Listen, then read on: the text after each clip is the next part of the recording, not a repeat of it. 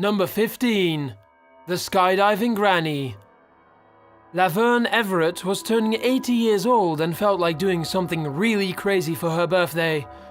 While most women around her age might celebrate by knitting their grandchildren some socks or by sucking down an extra piece of Werther's butterscotch candy, Laverne thought this to be the perfect excuse to go skydiving instead. After all, this was something she had been meaning to kick off her bucket list for some time now. When she actually tries to skydive, however, she almost ends up kicking over the entire bucket instead.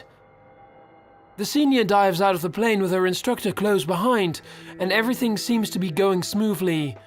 That is, until they suddenly lock into a heavy spiral. Poor Laverne's bottom half has fallen out of her harness, and she is now holding on to her instructor for dear life.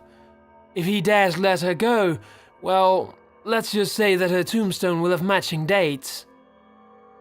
Her shirt flies over her head, but not being able to see is probably more of a blessing than not in this instance. Meanwhile, everyone else gets a full view. If you're wondering what an 80-year-old looks like skydiving without his shirt on, it's not pretty. Anyway, after a long and terrifying free fall, Laverne and the instructor hit the ground hard, but both are okay. As it turns out, Laverne almost fell out of her harness because her instructor had loosened it up for her so that it wouldn't feel too tight. If you look closely, you can even see how the harness strap loosely hangs over her shoulder just minutes before the jump. Still, this near-death experience wasn't enough to stop the thrill-seeking granny for long. She said later in an interview with ABC News that she is going to drive a race car at top speed for her next birthday. Of course, all of us at Top 15s hope that she brings a camera with her. If you've been enjoying this countdown so far, I would really appreciate it if you were to leave us a like. It really helps us out. Number 14. Death and Orange Shorts. Two friends are standing on top of two buildings, and one is trying to convince the other to jump across a 5-foot gap between them. His friend hesitates though, and with good reason. Below them is a huge drop into an alleyway that's littered with old toilets, doors, and other bits of sharp and broken debris that could easily kill anyone unlucky enough to fall. The first kid tries to reassure his friend that he will simply catch him if anything goes wrong. "I'll put my beer down," he says matter-of-factly. "Can you just move out of the way?" the second kid responds. Can you get out of the way? At first it looks like he might not jump after all, but then he suddenly pushes himself off the ledge and leaps forward. Holy shit! I'm not saying that I could do better, but the attempt is not very graceful. He barely gets a toehold on the other building's ledge, and then his foot completely slips off. His arms swing wildly in the air and he clumsily falls forward. It looks like he's going to be a goner for sure. Those broken toilets are just calling his name down below. But then, at the last second, he catches the ledge with his shin and tumbles onto the other side. He gives a little smirk and straightens out his glasses. Watching the tape again, you've got to love how the first guy hardly does anything to help his falling friend. At least he did manage to put his beer down. Number 13. Ride the Lightning. Nick Grimsman is busy having way more fun than a grown adult should on Periscope one day in Phoenix, Arizona, when he suddenly and randomly almost dies. The deeply religious man is talking to random strangers about the strength of Jesus when he suddenly becomes the target of a possibly divine intervention himself. A gigantic streak of lightning erupts just inches away from where he is standing. When you play the footage in slow motion, you can see the white-hot flash of light quickly pan from left to right. Nick drops the phone and yells in surprise. Strangely enough, he seems overjoyed by the entire experience and not all that afraid. Instead of running for cover, he smiles brightly and announces to his Periscope fans that he was almost struck by lightning, as if they couldn't already tell. Nick later recounts how the lightning felt as hot as an oven, but without any burning pain. The hand that he was holding his phone with was all numb and tingly for some time afterward, meaning he most likely absorbed some of the electricity himself. Number 12. Smacky-chan. Not many people know about this one, but Jackie Chan almost ended his career in the 1980s after he smacked his head so hard that he nearly died. This wasn't even the most difficult stunt of his career by any means, but it was definitely the one that hurt him the most. The stunt went so badly, in fact, that poor Jackie remains permanently damaged to this day. His near-death experience occurred on the set of a movie called Armor of God in 1987. The expert martial artist was fearlessly doing all of his own stunts as usual, and everything was going well until he came across a scene where he had to jump off a wall into a tree. Nothing too hard, right? Especially for Jackie Chan. Wrong. Well, kind of wrong. The first take went smoothly, but the director told Jackie to do it a second time so that they would have plenty of footage for editing. Jackie Chan did as he was told, but this time the weakened tree branch snapped under his weight and sent him tumbling headfirst into a group of jagged rocks 15 feet below. The crew could tell he was seriously hurt as soon as he hit the ground. They rush over to Jackie and find blood literally squirting out of his ear in thick red pumps. Jackie himself was passing in and out of consciousness and was otherwise hardly responsive. The film crew rushed him to the hospital without a moment to spare. As with any serious head injury, things weren't looking very good. A brain surgeon first had to remove a huge piece of Jackie's skull that had been bashed in, and then he had to fill the remaining hole with a special plastic plug. After that, there was nothing left for the hospital staff to do except wait and see how well the movie star would recover. At the time, they weren't even sure if he would be able to speak on his own again, let alone try to do any more stunts. But as we all know, Jackie is one tough son of a dragon, and he was back throwing high kicks again in no time. Still, the giant piece of plastic remains in Jackie's head to this day. He has been known to even let you feel the huge scar if you ask him nicely enough. He still looks alright on the outside, but this stunt costed him 80% of his hearing in his right ear forever. Perhaps this is why he never listens to Chris Tucker in Rush Hour. Number 11. Christine gets wrecked. 28-year-old Christine Taylor is just beginning to learn how to drive stick shift when she stalls out in the worst place possible, in the middle of a railroad crossing. And now, as if right on time, a train is barreling towards her, with absolutely no way of stopping. Christine must have really liked her new car, because she continues to try and drive over the tracks until the very last second. By the time she tumbles out of her car door, the train is already on top of her. There's not even enough time for her to run. Luckily for her, the train had already started to slow down in anticipation of a nearby station.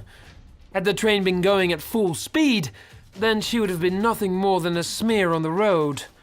Glass shards fly in front of the train on impact, but Christine is somehow miraculously okay. Her new car, meanwhile, is absolutely totaled. Number 10. The Fail Saw. When a strong storm toppled trees and houses in Carmi, Illinois, WTVW News was quick to the scene.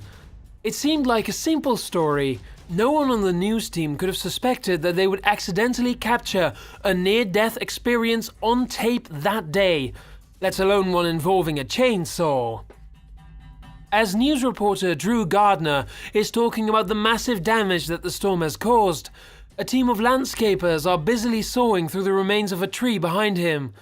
Suddenly, the tree's roots drop back to the ground, along with one of the landscapers, who is still holding on tight to his buzzing chainsaw. The tree's sudden drop sends the landscaper flying forward. He barely manages to catch himself with his left hand, just in time to avoid falling face first onto the chainsaw's spinning blades. This chilling footage shows just how easily your next work shift can turn out to be your last. Number 9. Shirts versus skinned. It's just another day on the basketball court for a group of teenage boys. One of them feels like showing off their skills and goes in for a slam dunk. He makes the basket and is now quite popular with his friends, but only because he almost died while doing so. The dunk goes fine, but his decision to hang on to the rim is where everything falls apart. Literally. As he is hanging onto the net, the entire thing just falls over. Hoop, pole and all. He hits the ground face up just in time to see the backboard coming directly down towards him. The corner of the backboard almost chops his head clean off, or at least nearly smashes in his windpipe for sure. Fortunately for him, it just misses his head by an inch. I'm guessing that for now he'll probably just stick with simple layup. Number 8. All ducked up. Skylar Fish and his buddies were bored after school one day in January when they decided to play the duct tape challenge. For those who don't know, this is an internet challenge where your friends duct tape you until you can't move and then laugh as you struggle to break free. The challenge is going pretty much just like that at first. Skylar hops around helplessly while both of his friends joke and laugh. When he falls over though, the harmless horseplay suddenly turns into a full-blown disaster. That's because Skylar doesn't just fall straight to the ground. Instead, he bashes his eye against a window frame with such force that it crushes his face. You can see his friend's expression go from laughter and amusement to wide-eyed horror as soon as it happens. So much blood is pouring out of Skylar's eye that it sends him into a seizure and makes him choke. At the hospital, surgeons drain excess blood out of his brain and close his head injury with 48 staples. Nobody was sure if the 14-year-old boy was going to pull through or if the duct tape challenge had claimed its first victim instead. Although he did survive, he hit the windowsill at such an angle that it literally pinched shut all of the nerves in his left eye, and now he has absolutely no vision in that eye as a result. Worst of all, it could very well stay that way forever. His face is also somewhat disfigured. Now, Skylar and the rest of the Fish family want to speak out against the dangers of the duct tape challenge. His family has also started a GoFundMe page to cover his medical costs with a goal of $5,000. You can find the GoFundMe page in the description below if you'd like to help him in his recovery. Number 7. The Haunted Hunter. Jovan Walker was at a Shell gas station in Broward County, Florida, when the spirits in his head told him to kill. The 22-year-old psycho grabbed an elderly customer named Douglas Brochet, who was in his 80s, and started beating him over and over again with a piece of metal that he had broken off of a shelf. Douglas' wife tried to get in between the two, but Jovan continued to strike the old man as the voices in his head screamed louder and louder. He eventually left his victim stunned, scared, and bleeding. Next, Jovan hopped inside of a Ford Ranger that he had stolen earlier in the day and drove to a local pawn store. It was barely 10 in the morning and he had already almost killed one man on tape. When he gets inside of the pawn shop, he would do the same thing all over again to another person. This time, the voices in Jovan's head tell him to grab a nearby samurai sword and start swinging. His target? His target is a 49-year-old cache named Pajit Singh. Jovan swings the sword over and over until Pajit runs into the cell phone store next door for cover, and that's when the attack is caught on tape. Jovan corners the poor victim and slashes him 3 times in the arms until he falls over, at which point the psycho delivers vicious overhead swings straight into the man's legs, arms and torso. The employee tries to defend himself from the blows as best as he can, but Jovan's psychotic rage is too much. 6 more strikes land before the store clerk gets a burst of adrenaline and jumps to his feet. He throws a large box of cell phone charges at Jovan and sends him fleeing. Then, he clutches his damaged hand in severe pain. A random customer chases Jovan down and tackles him before he can harm anyone else. It takes more than 3 shopkeepers to pin the madman down, and that's despite his light frame. When the police interview him, Jovan says that he had seen a poltergeist the day before, and that it was this spirit who gave him the special order to kill. His first victim, Douglas Brochet, needed 18 stitches to close multiple head wounds. Pajit Singh, meanwhile, required a 2-day stay in the hospital to repair nerves that had been severed in his finger. Jovan has since been charged with aggravated assault and attempted murder. He is currently awaiting trial. Number 6. Israel gets real. Shlomo Rollins is an Israeli news reporter who is upset because his neighborhood is constantly being bombed by handheld mortars from Palestine. He lives in the town of Sderot. It's one of the many territories surrounding the Gaza Strip. As such, there had already been thousands of mortar attacks all around him for years, but on this day, one of the shells struck way too close to home. Shlomo timidly walks into his backyard to talk about a recent mortar attack that had just blown up a nearby state road. He doesn't get out more than a couple of sentences before a mortar strikes his neighbor's roof right in front of him. Shlomo hits the ground as shrapnel flies all around. He's uninjured, but the strike seriously wounds his unlucky next-door neighbor, who was taking a shower upstairs. The mortar strike was only one house from his own. A sudden gust of wind could have easily sent it to his address instead. He is worried about surviving, but apparently near-death experiences are simply a way of life when you live along the Gaza Strip. Number 5. The Oakland Raiders. Two youth sprint across a BP gas station, dressed in dark clothes with black masks, obviously up to no good. One charges straight inside the Oakland Park convenience store, while the other one tentatively stays back. The first wastes no time shooting directly into the glass at point-blank range. The cashier ducks for his life as gunshots fill the air. For 15 seconds, the robber fires round after round into the glass. The glass is bulletproof, but the ruthless would-be killer methodically searches for weak points by shooting the glass in different places. Finally, they both give up and run away empty-handed. What is terrifying about this robbery is how they don't even give the cashier a single chance to comply with their demands for cash before they start shooting. It's obvious that they preferred no witnesses. The two are still at large and now have a bounty of $3,000 on their heads, issued by the sheriff's office in Broward County, Florida. Number 4. Near death in Italy. How do you fall 1,000 feet and survive with only minor injuries? You'd have to ask Matthew Go, though chances are he couldn't exactly tell you either. The 25-year-old was traveling all around the world when he decided to try the extreme sports of base jumping in Lake Garda, Italy. It didn't turn out so well. Then again, it also didn't turn out so bad, depending on how you look at it. For those who don't know, base jumping is where you drop off a cliff with a parachute, helmet, and little else. Matthew checks his gear and launches off the side. He is going 40 miles per hour when his parachute fails to properly deploy. The chute gets so twisted that it ends up facing backwards, which sends him flying face first into a rocky cliff. His body hits the wall again and again all the way down. As the ground rushes up to meet him, all Matthew can do is pray not to land in a nearby lake. He was sure that his legs were broken and that he would have drowned. That's when he looked down to see the spikes. Yes, actual spikes. 10 metal poles used to hang up wetsuits, to be exact. Now, here's where things become even more unbelievable. Right before Matthew hits the ground, one of the spikes perfectly hooks his helmet and rips it clean off. This last second change is probably what slowed his speed down and softened the blow. When his friends find him, Matthew only had minor injuries to his knees, the heel of one foot, and his tailbone.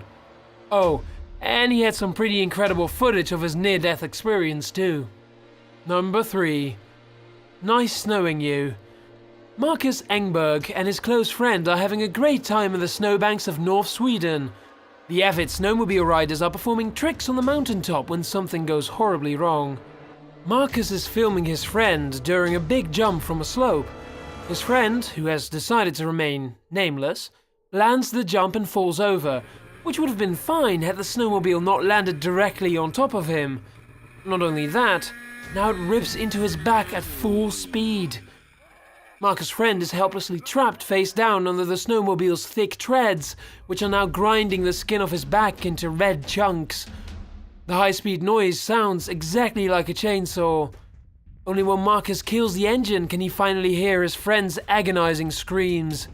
He bravely pulls his friend out from the wreckage. His friend has a broken forearm and the back of his shirt is completely ripped open. The flesh is stripped down to the muscle. It's a 3rd-degree burn. Thinking fast, Marcus wraps his scarf around his friend's heavily bleeding arm and drives him down the mountain to safety. He survives, and so does the harrowing tape. Number 2. Skydiving. This video comes from Christopher Jones, a typical 22-year-old thrill-seeker who is not afraid to risk his life to have a good time. Today he's going for a nice little 12,000-foot skydive to get a much-needed adrenaline fix. He only makes it a quarter of the way down before disaster strikes. The video is shot from the helmet cam of his instructor, Sheldon McFarlane, who looks over to see Chris completely blacked out and thrashing wildly. That's when the terrifying realization sets in.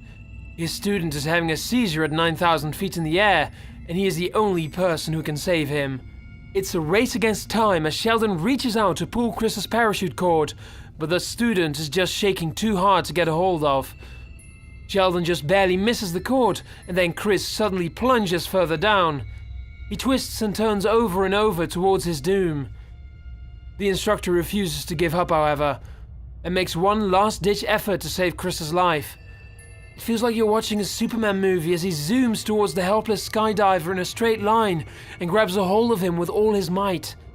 This time, Sheldon firmly holds the seizure victim in place and pulls his chute open, then deploys his own. By the time Chris regains consciousness, the ground is much too close for comfort. He is a mere 3,000 feet above ground. Fortunately, he has enough wits about him to guide his parachute and safely land. He basically spent half of the drop completely blacked out. Hello everyone, my name is Sir Aim and thank you so very much for watching. I do really appreciate it. I would also really appreciate it if you were to check the description to find both the link to my channel and if you were to leave this video a like. I'd really appreciate it, and I'll see you on the flip side. Cheers! So here's a little bonus video for you. While this particular near-death experience wasn't caught on tape, we just couldn't pass up the aftermath video. Or the guy's insanely calm reaction to a massive, life-changing injury. Ammon McNeely films himself after suffering a base-jumping catastrophe.